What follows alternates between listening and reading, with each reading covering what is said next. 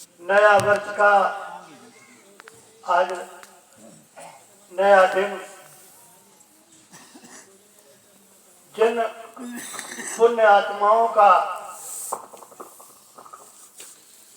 समय संतों के सानिध्य का मिलता है, वही समय उनके जीवन का सबसे उत्तम समय होता है। आज हम सभी बहुत बड़े भागी हैं जो हमें संत महानुभावों के सानिध्य का मौका मिल रहा है। कहते हैं ये संतों का समागम एक बहुत बड़ा तीर्थ होता है। संगम में स्नान करने से, प्रयागराज में जाने से शरीर का तो मैल धुल जाएगा, लेकिन मन का मैल कभी धुलता नहीं है।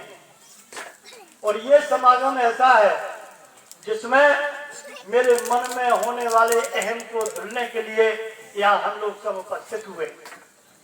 मेरे मन में जो तरह तरह का अभिमान, तरह तरह के वासनाएं, तरह तरह की योजनाएं, तरह तरह के कर्म हम अपने भीतर प्रतिपल बना रहे हैं, इनको रोकने का काम संतों के सानिध्य में होता है। उनकी युक्ति में वो ताकत होती है जिस ताकत के द्वारा वो अपनी बाहर जाने वाली वृत्ति को रोक सकते हैं। उस फार्मूला जिसकी बात चल रही है, उस फार्मूला का ये धारणा होती है, ये उसका उद्देश्य होता है। जिस युक्ति में बाहर मुख जाने का यत्न न छिपाओ, वो युक्ति नहीं है। जिस युक्ति के द्वारा बाहर जाया जाए, मैं बाहर किसी विचार के, किसी संकल्प के साथ जा रहा हूं और वो रोकने, इस रोकने का नाम ही उन्होंने प्रत्याहार कहा है संतों ने। यम नियम आसन प्राणायाम प्रत्याहार धारणा ध्यान समाधि, परमात्मा के तक पहुंचने के लिए अष्टांग साधन का प्रयोग उन्होंने किया है। लेकिन मूल रूप से जो 5 है ये बाहर के थे और जिससे हमें आपको लाभ होगा वो अंतरंग के 3 ही साधन थे, धारणा ध्यान समाधि। अभी ये चीज समझना है कि आखिर धारणा है क्या। इस बात को अगर आपने, हमने संतों के सानिध्य में जान लिया तो निश्चित तौर से आप ध्यान को समझ पाएंगे। जिसने धारणा को न समझा वो ध्यान को नहीं समझ सकता है।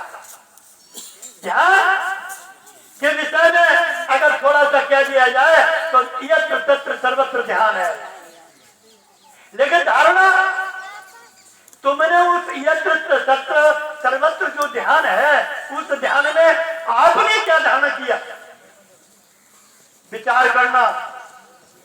धारण आप किसमें करते हो?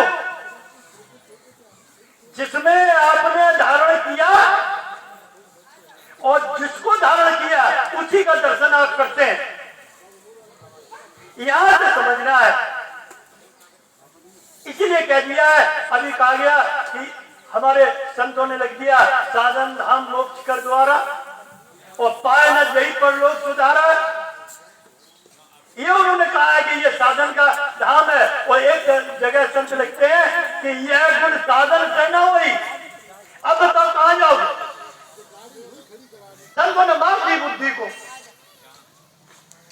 और भी महाराज जी ने भी हम लोगों के सामने इशारा किया है कि वो साधन शरीर, इंद्रिय, मन, बुद्धि, अहंकार, या जैसे शास्त्रों में कह दिया, उन्होंने कहा है कि अपरा प्रकृति। अपरा प्रकृति का मतलब है कि 5 तत्वों का शरीर, मन, बुद्धि, अहंकार, इनमें ये जो फंसा हुआ है, इस फंसे हुए का नाम जीव है। और अगर इन सब चीजों में वो ना हो तो वही जीव ब्रह्म है।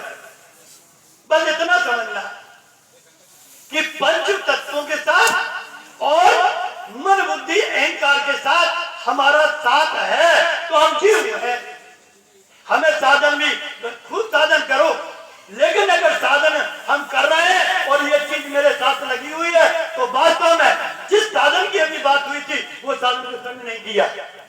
ये पहचान करिए, सभी लोग साधन कर रहे हो कि जिस साधन की बात हो रही है जो अव्यक्त है, साधन वाणी में नहीं है